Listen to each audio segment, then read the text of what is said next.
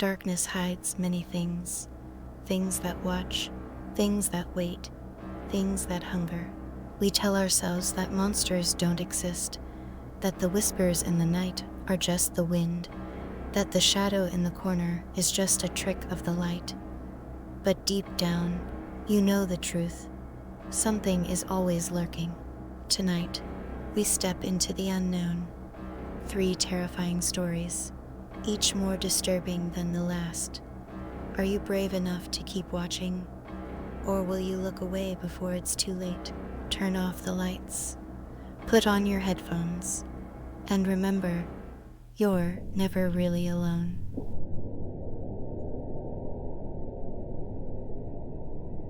The sprawling factory sat cloaked in shadows, its towering smokestacks stabbing into the starless night sky.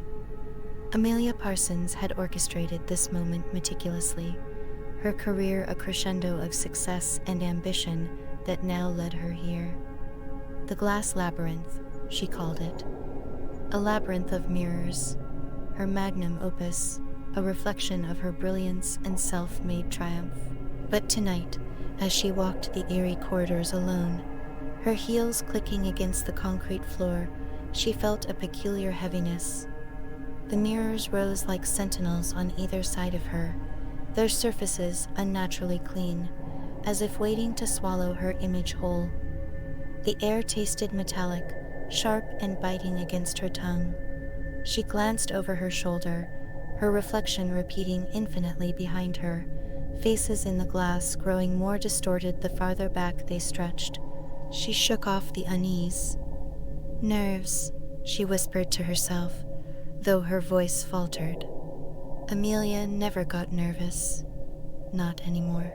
Her steps slowed as the sound of glass creaking reached her ears. It was faint at first, like the groan of a distant ship. Then it intensified, an agonized wail that seemed to echo from the mirrors themselves. She spun around, her breath catching. The mirrors didn't just reflect her, they watched.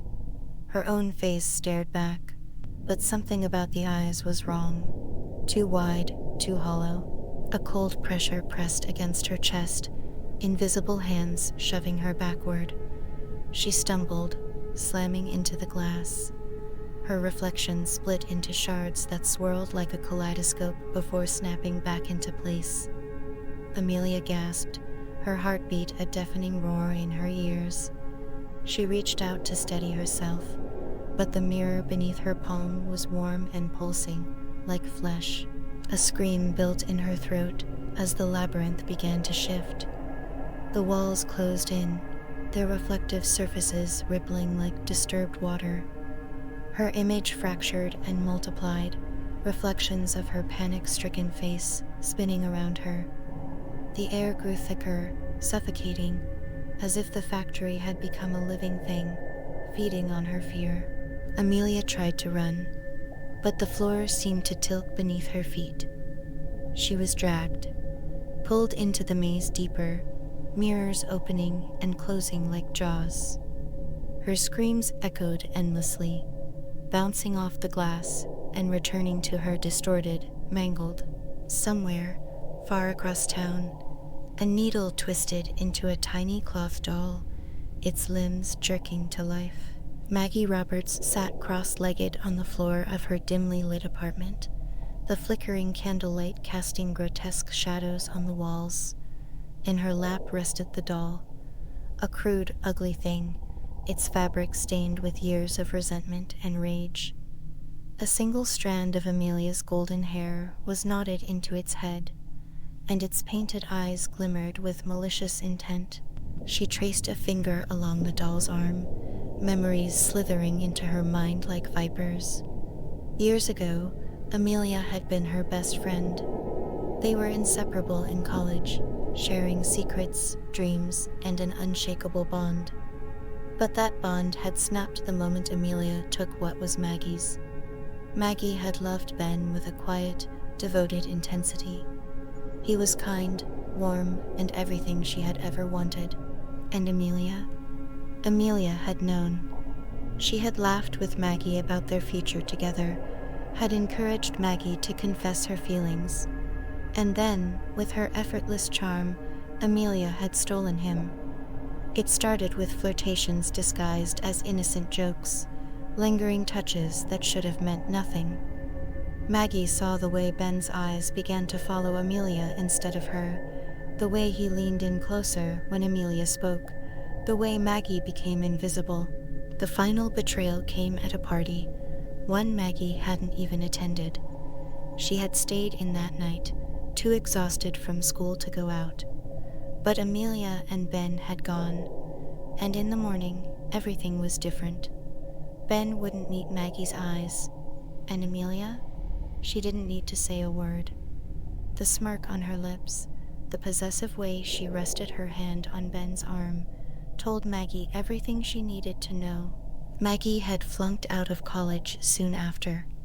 She couldn't concentrate, couldn't stomach watching the two of them parade their happiness in front of her. They got married. Amelia climbed the ladder of success, her artistic career skyrocketing, while Maggie was left behind, drowning in bitterness, in resentment, in thoughts that festered and rotted until they became something else entirely. Something hungry. Her fingers moved methodically, her nails long and cracked, twisting the doll's limbs. Across town, she could feel it. The tug of her will dragging Amelia deeper into her creation. Maggie's lips curved into a grim smile. "You always wanted to be the center of attention," she whispered, her voice barely audible over the crackle of the candles. "Now you'll have an audience forever." She twisted the doll's torso, and somewhere in the labyrinth, Amelia's body twisted violently, her screams vibrating through the mirrors. Maggie could almost hear them, a symphony of agony that soothed the years of bitterness lodged in her heart. Each flick of her fingers sent Amelia sprawling, crashing into the glass that now imprisoned her. Days turned to weeks, and Amelia's disappearance became another unsolved mystery. The glass labyrinth was cordoned off, its shimmering corridors silent now, though locals whispered of strange sounds at night. Faint cries, the tap of footsteps that came from nowhere. Maggie waited. She bided her time until the whispers faded and the factory grew cold and forgotten. Then, under the cover of night, she broke in. The mirrors loomed around her as she navigated the maze, her reflection trailing her every move. But there was no fear in Maggie's eyes, only grim satisfaction. She knew what she was looking for, and then she saw it. Amelia's face stared back at her from within the glass, her hands pressed against the surface as if she could claw her way out. Her mouth moved, but no sound escaped. Her eyes, once full of arrogance and ambition, were now wide with terror pleading. Maggie stepped closer, tilting her head as she studied her former friend. She placed her hand against the glass, mirroring Amelia's. "You should have been more careful who you stepped on," she murmured. Her voice was steady, devoid of pity. Amelia's lips formed the word, "Please." Maggie smiled. She pulled a bat from the bag slung over her shoulder. With a calculated swing, she shattered the mirror into 1,000 glittering pieces. The shards rained down, catching the light like stars before settling into darkness. Amelia's scream echoed faintly, then vanished. Maggie exhaled, a weight lifting from her shoulders. She picked up her phone and dialed a familiar number. "Hi, Ben," she said sweetly when the line connected. "It's been a while. Want to grab coffee? Catch up?" Her smile widened as she hung up, the broken glass crunching beneath her feet. Behind her, the remaining mirrors shimmered faintly, as if watching her leave. The factory fell silent, but the air remained heavy, oppressive, as if something lingered, something waiting.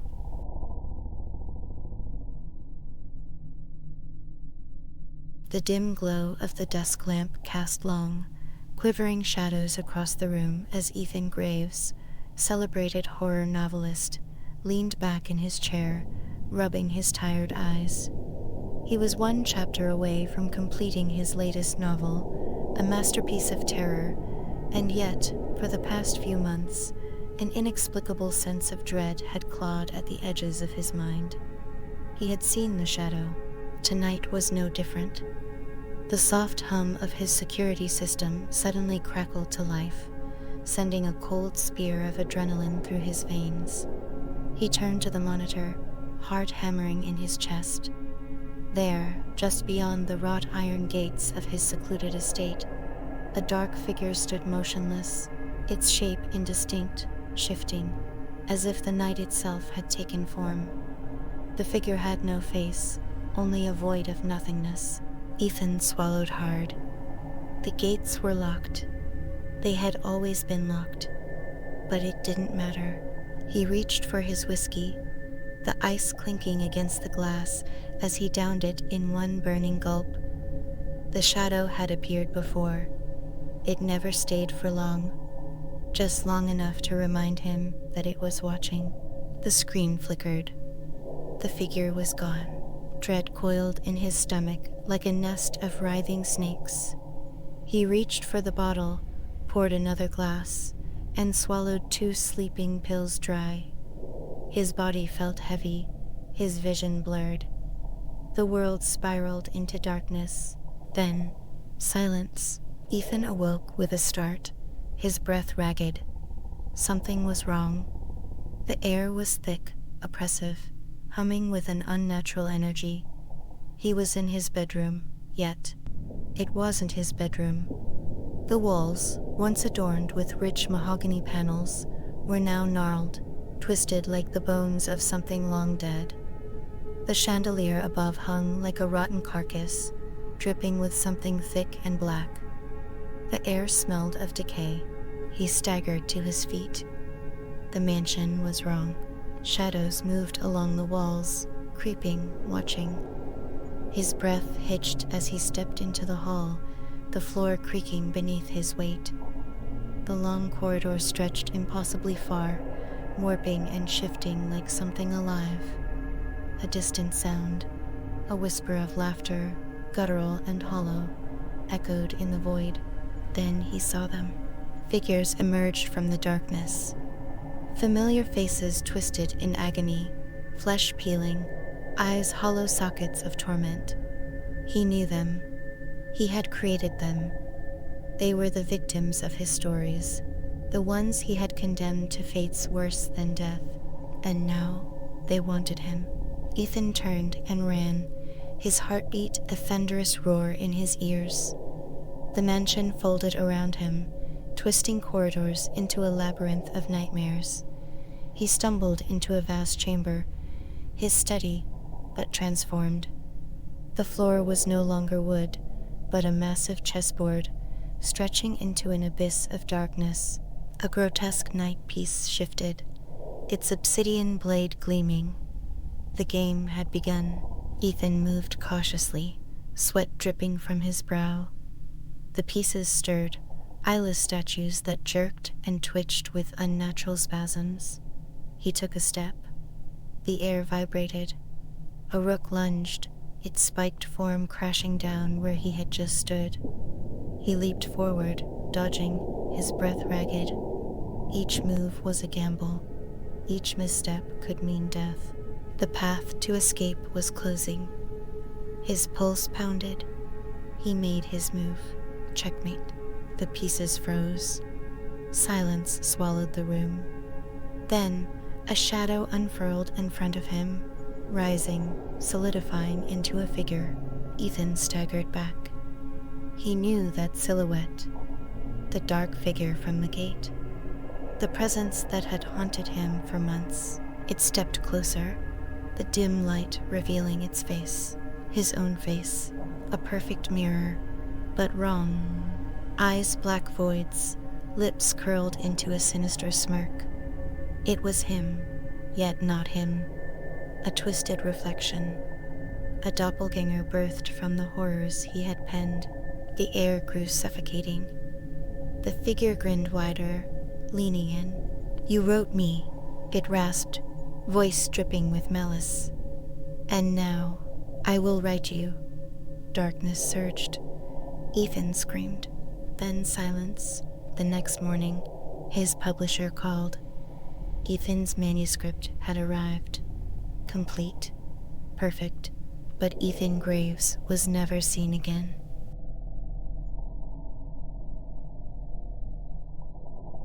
The cold mountain air bit at Cassandra's skin as she stepped out of her sleek black SUV, staring up at the looming log cabin. The structure was massive yet isolated, swallowed by an expanse of gnarled trees and whispering winds. It was exactly what she wanted. No fans, no cameras, no expectations. Just her, the script, and her relentless pursuit of perfection. She had fought tooth and nail for this role. The horror movie about Bloody Mary was set to be the next big blockbuster, and Cassandra needed to be the best upcoming actress in Hollywood.